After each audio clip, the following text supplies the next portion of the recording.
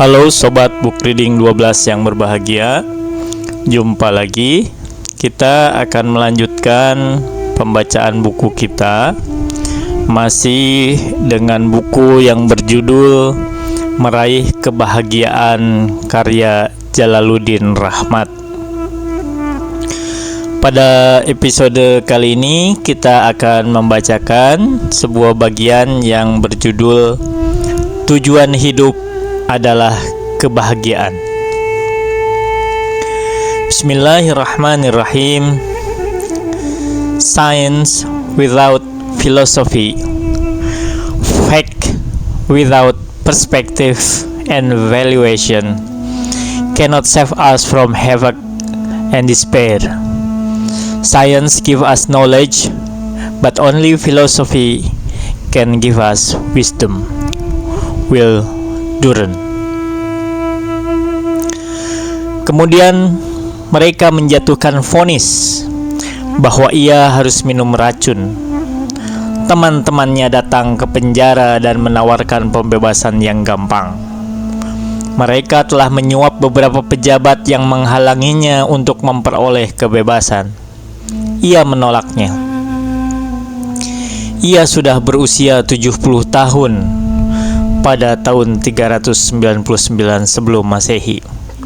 Mungkin ia sudah berpikir bahwa telah tiba saatnya baginya untuk mati. Ia tidak akan lagi memperoleh kesempatan mati dengan cara yang begitu bermanfaat. Berbahagialah, ia berkata kepada kawan-kawannya yang berduka cita, dan katakan bahwa kalian hanya akan mengubur tubuhku. Ketika ia telah mengecapkan kata-kata ini, kata Plato dalam salah satu di antara paragraf-paragraf yang agung dari sastra kuno, ia bangkit dan masuk ke kamar mandi bersama Crito. Ia menyuruh kami menunggu, dan kami menunggu, sambil membicarakan dan memikirkan besarnya derita kami. Ia seperti ayah bagi orang yang ditinggalkannya, dan kami sebentar lagi akan menghabiskan sisa hidup kami sebagai anak-anak yatim. Sekarang, saat matahari tenggelam sudah mendekat, karena cukup lama waktu berlalu selama kami berada di penjara. Ketika ia keluar, ia duduk bersama kami lagi. Tetapi tidak banyak yang ia katakan. Lalu penjaga penjara masuk, berdiri di sampingnya, sambil berkata, "Bagimu Sokrates, yang aku kenal sebagai orang yang paling mulia, paling lembut, dan paling baik dari semua orang yang pernah datang ke tempat ini, aku tidak akan menuntut rasa marah orang lain yang murka dan memaki-maki aku ketika karena mematuhi penguasa aku menyuruh mereka minum racun. Sungguh, aku yakin engkau tidak akan marah kepadaku, karena seperti yang kau ketahui, orang lainlah dan bukan aku yang bersalah di sini. Jadi, selamat tinggal dan terimalah dengan mudah apa yang harus ditanggung. Kau tahu tugasku." Kemudian dengan air mata berlinang ia berbalik dan keluar. Sokrates menatapnya dan berkata, "Aku haturkan terima kasih atas ucapan salam terakhirmu dan akan melakukan apa yang kau suruh." Lalu ia berbalik kepada kami dan berkata, "Betapa baiknya orang ini. Sejak aku di penjara, ia selalu datang menemuiku, dan lihat bagaimana ia berduka cita karenaku. Tetapi kita harus melakukan apa yang dia perintahkan, Crito. Bawalah cawan itu, jika racunnya sudah disiapkan. Jika belum, biarlah petugas mempersiapkannya." Tetapi, kata Crito, matahari masih di atas puncak bukit, dan banyak orang terlambat meminumnya. Banyak di antara mereka yang makan dan minum bersenang-senang sesudah keputusan pengadilan dinyatakan kepada mereka, Janganlah terburu-buru, masih ada waktu. Sokrates berkata, "Ya Krito, mereka yang kamu ceritakan itu bertindak benar, karena mereka berpikir mereka mendapatkan sesuatu dari penangguhan itu. Tetapi aku juga bertindak benar, karena aku kira aku tidak akan mendapatkan apa-apa dengan agak menangguhkan minum racun itu. Aku juga tidak dapat menyelamatkan hidupku. Aku hanya bisa menertawakan diriku. Lakukanlah apa yang aku katakan, dan jangan membantahku." Krito begitu mendengar ini memberi isyarat kepada pelayan. Pelayan itu masuk, tinggal beberapa saat, dan kemudian kembali dengan penjaga penjara membawa cawan berisi racun. Sokrates berkata, "Kamu sahabatku yang berpengalaman dalam urusan ini, harus memberikan penjelasan bagaimana seharusnya aku berbuat." Orang itu menjawab, "Anda cukup berjalan-jalan saja sampai kaki Anda berat. Kemudian berbaringlah, dan racun itu mulai beraksi."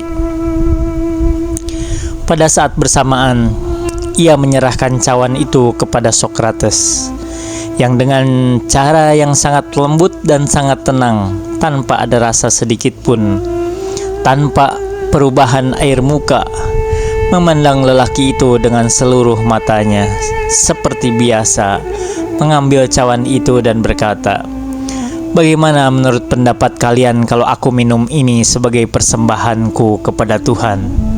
Boleh tidak?" Orang itu menjawab, "Kami hanya mempersiapkan Sokrates sepanjang yang diperlukan." "Aku mengerti," katanya. "Tetapi aku boleh dan harus berdoa kepada Tuhan untuk mengantarkan perjalananku dari dunia ini ke dunia yang lain. Mudah-mudahan doa ini dikabulkan." Kemudian, sambil merapatkan cawan itu ke bibirnya, ia meminum racun itu dengan tenang dan ceria. Dan sampai di sini, kebanyakan kami masih dapat mengendalikan kesedihan kami lagi. Tetapi sekarang, ketika kami melihatnya meminum dan menyaksikan ia sudah menghabiskan minuman itu, kami tidak sanggup menanggungnya lagi. Air mataku sendiri mengalir dengan deras, sehingga aku tutupi mukaku dan menangis terisak-isak. Pastilah aku tidak menangisi dia, tetapi menangisi bencana yang menimpaku karena kehilangan sahabat seperti dia.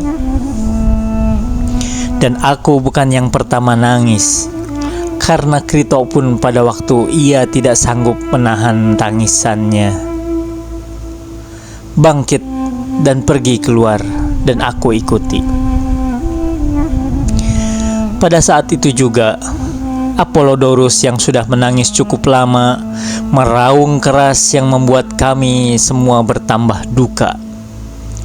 Hanya Sokrates saja yang tetap tenang.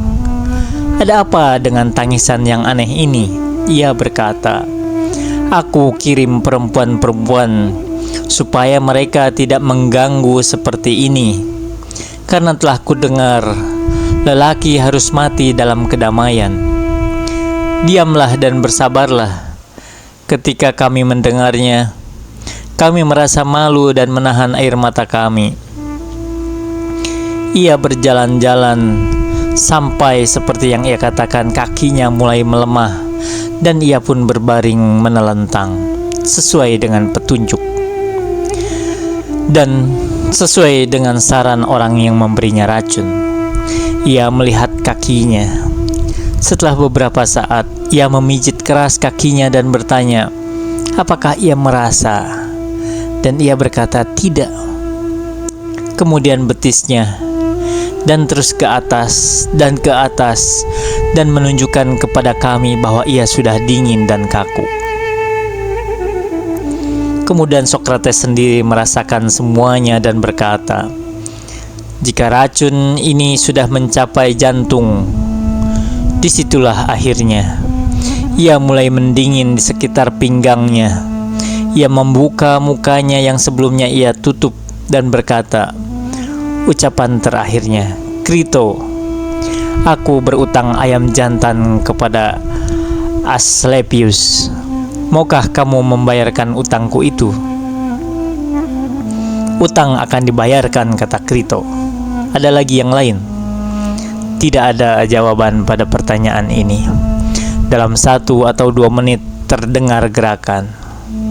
Penjaga penjara membukanya, matanya memejam, dan Krito menutupkan mata dan mulutnya. Itulah akhir sahabat kami, yang dengan sungguh-sungguh dapat kusebut sebagai orang yang sangat bijaksana, paling adil, dan paling baik dari semua manusia yang pernah aku temui. Plato mengisahkan perjuangan orang terbijak pertama dalam sejarah, Socrates. Dia dianggap sebagai guru dari semua tokoh filsafat. Dalam kisah yang dituturkan Plato, kita melihat Socrates mengajarkan kebahagiaan dengan contoh perilakunya. Ketika kabut kesedihan meliputi murid-muridnya, Socrates masih bercanda. Ia menyuruh mereka untuk tetap gembira. Ia menegak racun dengan tenang dan ceria.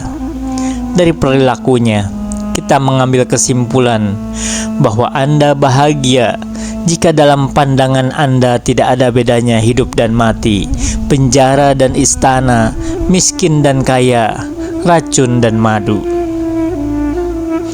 Socrates mendiskusikan kebahagiaan di taman atau di pinggir jalan. Para muridnya melanjutkan wacana kebahagiaan itu dalam berbagai aliran, sesuai dengan apa yang mereka tangkap dari gurunya. Plato menisbahkan pada Socrates bahwa kebahagiaan adalah anugerah Tuhan karena kita hidup dengan baik. Apa yang disebut dengan baik? Eupraksia, kata Socrates, yang didefinisikan oleh Plato sebagai berfungsinya seluruh bagian jiwa secara harmonis. Nasihat Socrates yang menyiratkan bahwa kita bisa hidup bahagia dengan mengikuti alam telah ditafsirkan bermacam-macam. Mengikuti alam, kata Aristippus, adalah memenuhi tuntutan kesenangan jasmaniah kita. Mengikuti alam, kata kaum Stoik, ialah menekankan kesenangan jasmaniah dan memuaskan akal kita. Mengikuti alam, kata Aristoteles, adalah menjalankan fitrah kemanusiaan kita. Wa ma taufiqi illa billah. Alaihi tawakkaltu wa ilaihi unib. Wassalamualaikum warahmatullahi wabarakatuh.